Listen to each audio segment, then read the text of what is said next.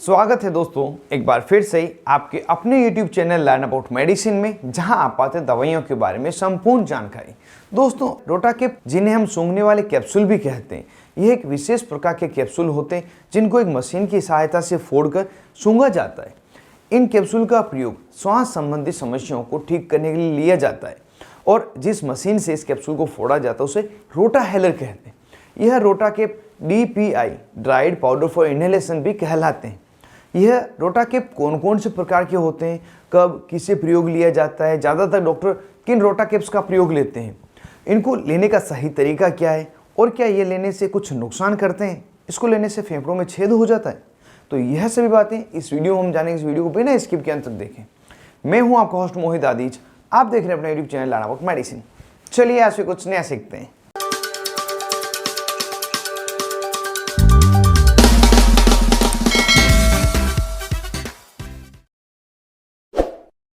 Hello friends, नमस्ते दोस्तों। इन रोटाकेप्स में सबसे पहला रोटाकेप जिसका प्रयोग डॉक्टरों द्वारा बहुत ही ज़्यादा लिया जाता है वह है सालबुटामॉल रोटाकेप, जिसे आप मेडिकल स्टोर पर अस्तालिन के नाम से खरीद सकते हैं। यह 200 माइक्रोग्राम की स्ट्रेंथ में बनाया जाता है। साथ ही हाईली सेलेक्टिव बीटा-2 एगोनिस्ट के रूप में कार्य करता है। यह कम से कम कार्डिक साइड इफेक्ट रखता है, परंतु डोज रिलेटेड जो साइड इफेक्ट है वो उसमें ज़रूर से होते हैं, जैसे कि ज़्यादा मात्रा में लेने पर मसल्स ट्रेमर हो जाते हैं, घबराहट होने लगती है, थकान, गले में इरिटेशन, इस तरह की समस्या होती है। यह दवा अस्थमा के अटैक को कंट्रोल कर सकती है, परंतु एक बार लेने पर इसका अच्छा रिजल्ट नहीं मिलता है। इसको बार बार लेना पड़ता है जैसे मरीज को आवश्यकता होती है।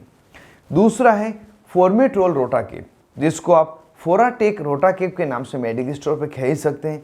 यह लॉन्ग एक्टिंग सेलेक्टिव बीटा-2 एगोनिस्ट है जो एक बार लेने के बाद 12 घंटे तक असर रखती है।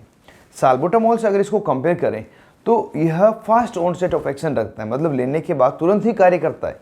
साथ ही दिन में 2 बार 12-12 घंटे के अंतराल से इसको लेना होता है, जिससे कि जो ब्रीथिंग प्रॉब्लम है वह नहीं हो। अगला है सैल्मेट्रोल रोटाकेप, जिसको आप सेरोबिड के नाम से मेडिकल स्टोर पर खरीद सकते हैं। यह 50 माइक्रोग्राम की स्ट्रेंथ में बनाया जाता है। यह पहली लॉन्ग एक्टिंग सेलेक्टिव बीटा-2 एगोनिस्ट दवा है जो स्लो ऑनसेट ऑफ एक्शन रखती है, मतलब इसको लेने के बाद धीरे धीरे अपना काम शुरू करती है और लगातार 12 घंटे तक यह अपना काम रखती है। 12 घंटे के अंतराल के बाद में अन्य इसकी डोज लेनी होती है। पुराने अस्थमा के लिए, श्वास संबंधी समस्याओं के लिए तो ठीक है, लेकिन अगर तुरंत एक्यूट प्रॉब्लम्स हुई है उन लक्षणों में ज़्यादा फायदा नहीं करती। साथ ही स्टडीज़ बताती है कि लगातार लंबे समय तक अगर सैल्मेट्रोल का प्रयोग लिया जाए तो अस्थमा अटैक आने के चांसेस बढ़ जाते हैं। इसी कारण से आपने देखा होगा कि जो सैल्मेट्रोल है, जो सेरोबिड है, सिंगल साल में ज़्यादातर डॉक्टर द्वारा नहीं दिया जाता। इसके साथ में स्टेरॉइड दिए जाते हैं जिससे कि अस्थमा अटैक की रिस्क कम हो सके। सैल्मेट्रोल के साथ में जिस स्टेरॉइड को दिया जाता है वो होता है फ्लूटिकासोन। इसका कॉम्पोजिशन है सैल्मेट्रोल तथा फ्लूटिकासोन रोटाकेप। अगला रोटाकेप है जिसमें 2 दवाइयाँ मिलाई गई है, वह है लीवोसाल्ब्यूटामॉल तथा इप्राट्रोपियम। इसकी पॉपुलर ब्रांड है डिओलिन रोटाकेप।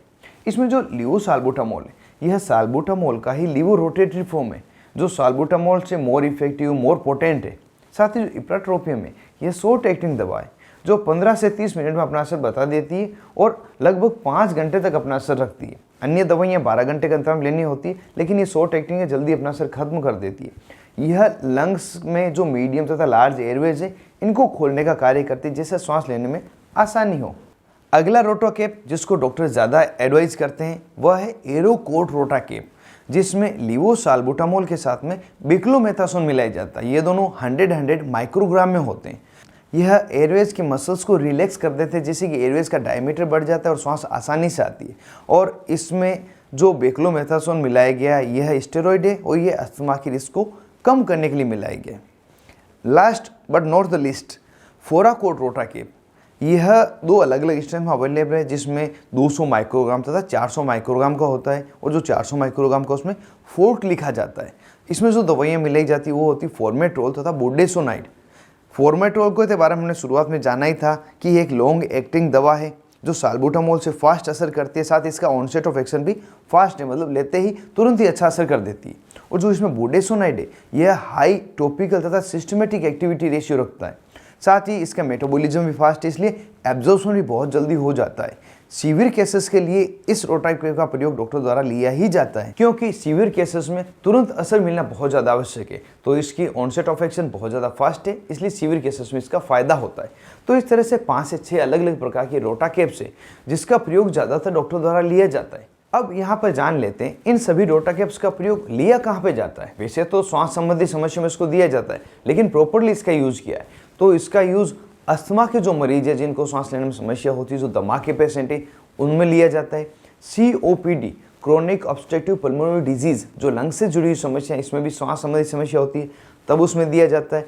किसी को एलर्जी के कारण लंग्स में कंजेक्शन हो गया है, श्वास नहीं आ पा रही है, अस्थमा का अटैक आ गया है, श्वास का अटैक आ गया है, तो उस समय से दिया जा सकता है। साथ ही कोई पेशेंट जिसको लंबे समय तक खांसी चल रही है, वो खांसी रुक नहीं रही है और उस खांसी के साथ में व्यक्ति को सांस लेने में दिक्कत हो रही है, तो उस खांसी के साथ में भी इसको दिया जा सकता है। ओवरऑल एयरवेज में किसी भी कारण से अगर समस्या हो, जिस कारण से वो श्वास नहीं ले पा रहा हो, चाहे वो किसी पॉइजनिंग के कारण हो, किसी मेडिसिन के साइड इफेक्ट के कारण हो, अगर एयरवेज में प्रॉब्लम हो रही है, व्यक्ति को सांस नहीं आ रही है, तो ये सभी दवाइयाँ दी जाती है जो एयरवेज को डायलेट कर देती है। अब इन कैप्सूल को किस तरह से सूंघते हैं जिससे कि प्रॉपर इफेक्ट हमें मिल जाए, पूरी दवा हमारे शरीर में चली जाए, तो उसके लिए कैप्सूल को आप पैकिंग से बाहर निकालें और जो रोटाहेलर है, जो मशीन है, उसको ऊपर से खोल दें, जिससे अंदर जो कैप्सूल होल्ड करने की जगह दे रखी है इसमें कैप्सूल को पुट करें। अब वापस से मशीन को फिट कर दें।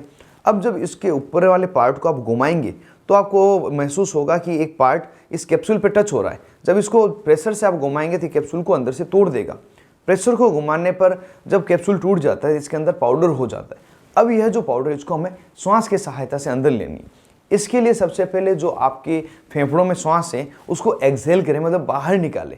उसके बाद में जो यह मशीन दे रखी है, इसके माउथ को अपने दांतों के बीच में पकड़े, साथ ही होठों से इसको कवर कर लें।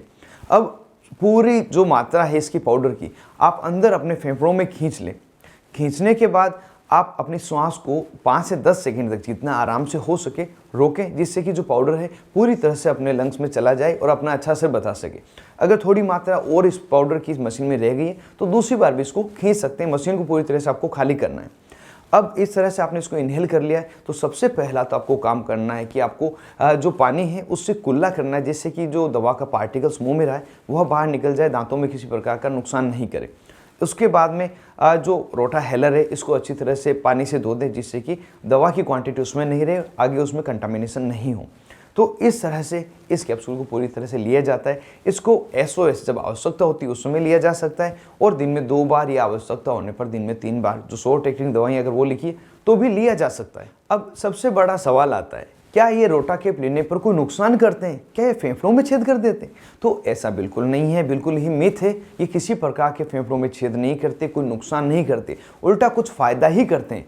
फ़ायदों की अगर बात करें तो सबसे पहले तो ये जो रोटाकेप्स होते हैं बहुत ही कम क्वांटिटी में होते हैं, माइक्रोग्राम में ही मिलाई जाते हैं। जैसे हमने बात की थी 200 माइक्रोग्राम, 100 माइक्रोग्राम, 50 माइक्रोग्राम में ही इसकी दवा मिलाई जाती है। अगर दूसरी तरफ टेबलेट्स की बात करें तो वो मिलीग्राम्स में होती है, तो थाउजेंड्स टाइम इसमें स्ट्रेंथ का डिफरेंस होता है। तो बहुत ही कम मात्रा जब दवा की आपको जाती है तो वो भी फ़ायदा कर देती है। साथ ही वो डायरेक्टली आपकी साइड पे असर करती है, मतलब आपने दवा खींची, डायरेक्ट एयरवेज में तथा लंग्स में चली गई, तो बॉडी में किसी अन्य पार्ट वो नहीं गई। टेबलेट लेते हैं तो वो खाने के बाद में स्टोमक, इंटेस्टाइन, लीवर में जाती है, मेटाबोलाइज होती है, तो पूरे सिस्टमेटिक सर्कुलेशन में आती है, तो कुछ नुकसान करती है।